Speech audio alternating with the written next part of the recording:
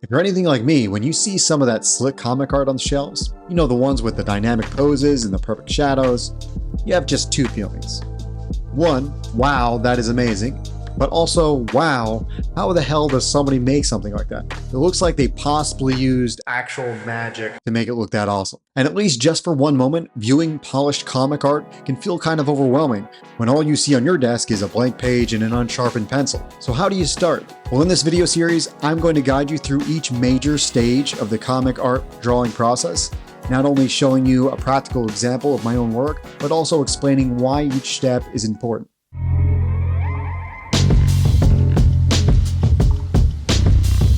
So at this point, you have this itching feeling that you kind of want to step into this vast and stylish world of drawing comic book art. Well, there's a lot out there that can bog you down and overwhelm your senses, but the important thing is to start now. In this video, I'm going to pretend like you don't know anything. How does this work? I don't know. I thought you Like you're fresh to this whole new world of comic art. Just in case you're a more experienced artist, I'm leaving the timestamps in the description so you guys can jump around. So what are the bare minimums you need to draw comic art? I'm going to break them down into physical, mental, and fundamental things you need. Don't think too hard on this. I just like to organize and put all this stuff into boxes. So first, physically, what do you need to make comic art? You will need something to draw with. So that's either your hand or whatever you can grip a pencil with. You'll need a drawing tool and you'll need a blank canvas. So that's really just three things. So let's break it down just a little bit further and the tools that you could possibly use for drawing. That being a pencil, which could be traditional like wood or a mechanical pencil, pen, which come in a bunch of varieties like ball, a gel, felt tip, a brush tip pen.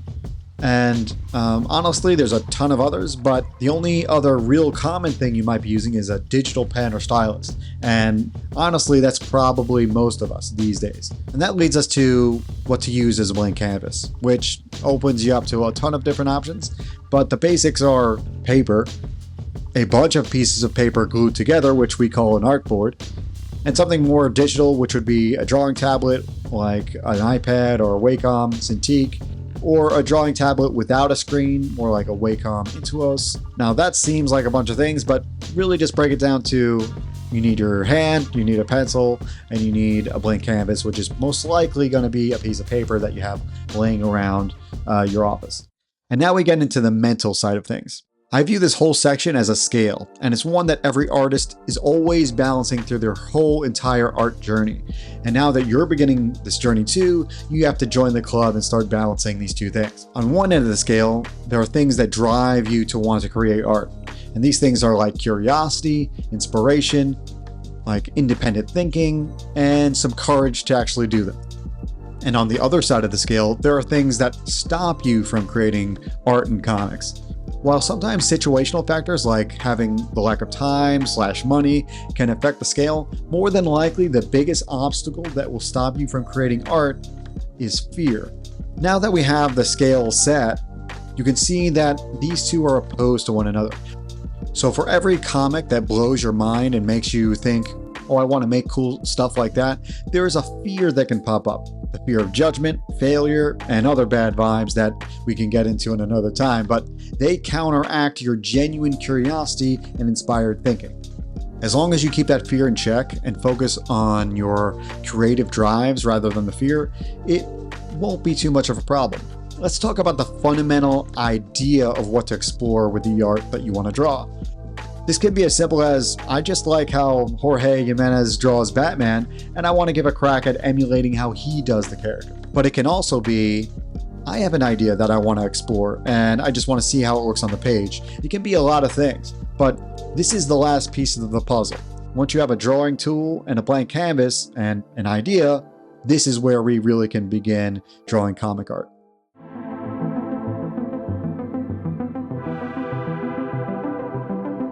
I can already sense your face that, well, now that we have our tools, don't we just jump in and start drawing?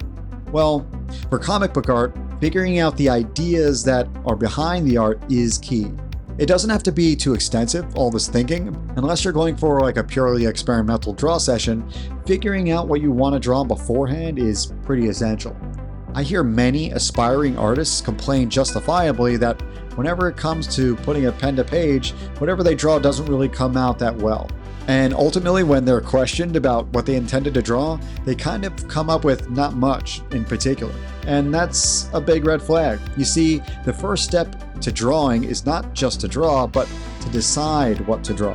The more clearly you define that in your mind before you sketch anything, the better your result's going to be. There are exceptions to this, but for our basic purposes, for the fundamentals of just getting into drawing, this will ring true for all the beginners out there. So this is what I recommend. Quickly run through these basic questions, these prompts in your mind before drawing anything.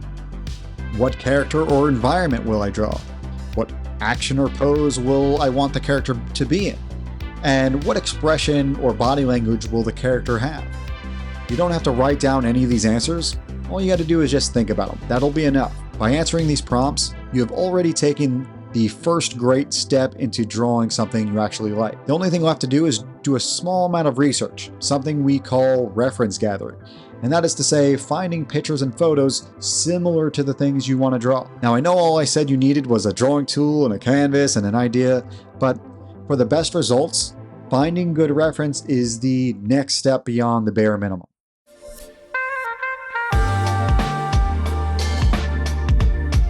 Finally, getting to put your pencil to the page is exciting. And that's because you're about to make something out of nothing, which is awesome. It's insane, actually. There's a lot that goes into drawing, which is when you might hear about the words art fundamentals. And I'm sure you've heard this term before, and maybe you don't know what it even means. Listen to it. I can't tell. He's listening. He's not understanding. Yeah, he doesn't even get us, man. We're talking about you. And I remember being ashamed to ask a more experienced artist what it really meant early on. Well, let me cover this concept in very simple terms. The fundamentals are just basic tools that you use to create art in an exciting but grounded way that kind of relates to our own human world, something that reflects reality. In fantasy, there's a lot of these mysteries surrounding magic within like the general population. And that's kind of just like art, because if you study just a few things, you can create amazing feats that most people will be boggled by. These tricks, these simple tricks, are the fundamentals. Things like composition, perspective, value, and so on. You can look them up on your own. Go on to ChatGPT, and I'm sure it will explain in great detail what each one of the art fundamentals are. I bring all this up to say that learning the fundamentals is a long and intentional journey that all artists have to head down. The more you know them and the more you practice them, the better your art will be, plain and simple. But I'm not here to teach the fundamentals. I'm here to show you the process of drawing comic art. And more so, I'm here to show you that you don't need a fancy setup or even like a huge deep understanding of the fundamentals to dive right in. The beginning stage for most artists is the thumbnailing stage. And you're thinking, thumbnails? What is that? And it is kind of just an interesting term that is there to describe a small sketch. One that's probably smaller than the size of your hand. It's not really as small as a thumbnail, but it's definitely pretty small on your page. So let's start there. And we'll use an example for this entire video series that will demonstrate the process. The piece of art that I'm aiming to draw is a pinup, or in other words, it's like a poster or a piece of art not intended for a cover or to be covered up by graphic design. The subject of the pinup is actually a newer version of the Wizard of Oz characters. And you might recognize the design from one of the previous coloring tutorials I did. It's from the same IP. It's from this indie comic called Battle Brick Road. And it's drawn by Eric Weathers, and it's just a great book. So with all that info, we can dive right into drawing. So depending on what you're drawing on, this stage can be a little different experientially. I'm using a digital tablet from Huion and software Clip Studio Paint. When you draw digitally, it enables you to do quite a few more things than if you would draw traditionally. Things like copying and pasting, transforming lines, and having that undo feature that everybody likes. I think a good portion of you are going to stay traditional because it's the easiest barrier to entry here. Using a pencil and paper is just fine. So no worries if that's what you're using. Here, I roughly draw in a little rectangle to act as the boundary line for my page. So inside each one of these rectangles, sketch in different ideas of where everything you want to be placed. Where's your character? Where's the background? And just sketch it in really loosely. Don't worry about how bad the sketches are. Half of my heads look like just ovals or weird bean shapes. At this stage, it's more about the energy and how you're spacing things apart between your figures and the other elements on the page. So I tend to draw as many as possible. You can stop at 1 or draw 100, and it doesn't matter. But what does matter is that it's iterative. That means that each drawing you do is informed by the drawing previous. So you're going to draw until you have this gut feeling that one of the drawings, one of your thumbnails that you did, has like a really nice vibe to it, one that you want to see realized in a more finished version. In my example, I really liked how this last one came out. It kind of reminded me of one of those anime posters, or like the Justice League assembling and looking off at the clouds or something. That's kind of what I wanted.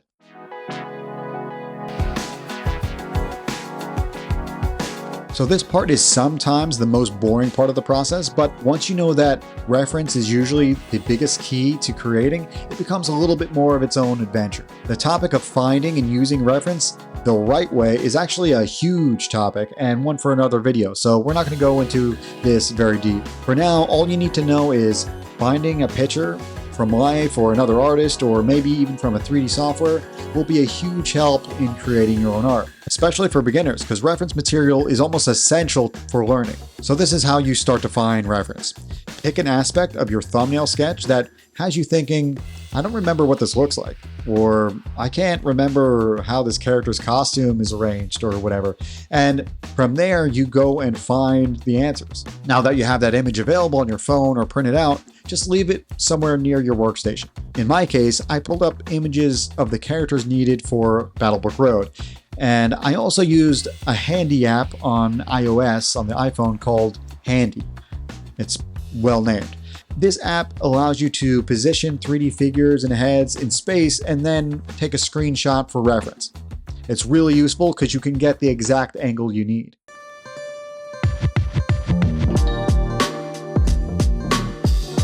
So this term layouts describes a more detailed version of your thumbnail art.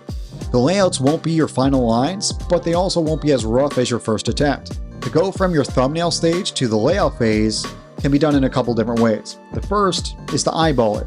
Pretty much look at your thumbnail, and then you're going to draw on another piece of paper, a new fresh sheet. You're going to draw a bigger rectangle, one that is more like the full-size version that you're going to do. Some artists actually use a ruler and get the exact size they need for the finished piece, and then go from there. If you're working digitally, this becomes a little easier. First, because you can scale up the thumbnail that you originally made using a transform tool in one of the drawing softwares, and then you can lower the opacity or the transparency of that layer. Afterward, all you need to do is make a new fresh layer above the thumbnail layer and draw your new layouts. In this way, you don't even need to eyeball the forms in the thumbnail. Now, this is contrasting to actually doing it on a paper, where you're going to have to judge the distances in a bigger scale to get your layouts to be similar to your thumbnail. Make sure that you have your reference close by because you're going to use it, but begin to loosely sketch the same things that you have in your thumbnail. In my case, I'm drawing right on top of the thumbnail in Clip Studio. I start with the face of Dorothy and immediately start throwing in perspective lines to help ground her features in a 3D space. This is a little bit beyond a beginner's understanding, but if you have a little bit of perspective knowledge, using guidelines like this will help you immensely. The goal of the layouts is to get a much tighter version of your thumbnail sketch, and you're going to get way more information here to inform your final lines. And the real key to it is to include all the information that will eventually be in your final. Things like characters' costumes, the likeness of the character's face, effects, and backgrounds. All of it needs to be there to inform your final lines. So notice how rough my lines are. And yet, they're also more thought out than my thumbnail phase. Unlike your thumbnails, thinking about the character's anatomy and the positioning in 3D space and the character's expression, whenever you get stuck or you feel like it's not coming out that well to what you originally imagined, take out your reference and draw from that a little bit. It will reorient you and keep you on a more grounded and sure path towards something that you originally intended. Notice how much I'm struggling to get what I want out of the characters. But if you want to reframe it a little bit more, I would say I'm having a great time exploring what the characters could potentially look like. And it's just taken me a little bit of time to find what I personally like to see out of these characters. If your goal is to get a nice comic line work, putting in the time here in the layout stage is essential. Because down the road in the next stage, having to get clear and crisp lines and at the same time figure out anatomy and like the structure behind what you want in your characters is going to be tough to do at the same time. Now, this is not the only way, as always, but For beginners, I recommend you put as much effort into the layouts as possible. And you can see here, that's why I took extra time to add the sci-fi version of Toto here, this big sphere in the front. I also forgot to detail Dorothy, so I went back and detailed Dorothy's face as well. The last thing I like to do personally in the layouts, especially when I'm working digitally, is to paint a very faint layer of shadow. I just turn on a new layer and turn the opacity low, and I paint in this layer of shadow. And even though the final lines won't have this shading like I'm doing here, I want to give myself a little bit of a head start in visualizing where the lighting will take place for my final. So that's it for part 1. In this video, we went through all the things you need to start drawing comic art, and that's huge. Getting started is the biggest challenge for a lot of people. Then we went through the ideation phase of where you're thinking of the thing you're going to draw before you draw it, which is also essential. And then I took you through the beginning phases of actually drawing the comic art with reference. So I hope this video showed you how you can jump right in and start drawing comic art no matter your situation. So get excited, because in the next video in the series, we're going to go straight through the extensive process of comic book penciling, which is the name of the game for me. Now, be sure to subscribe and hit the notification bell so you don't miss it. And if you're interested in getting quick and easy art tips that you can read in just a couple minutes, and I deliver them to you every week through your email, sign up for Good Art Tips. Join the crew, it's getting bigger by the day, and get a little more inspiration to your week about drawing art and taking it even further. So that's it. See you guys next time. Be good, everybody.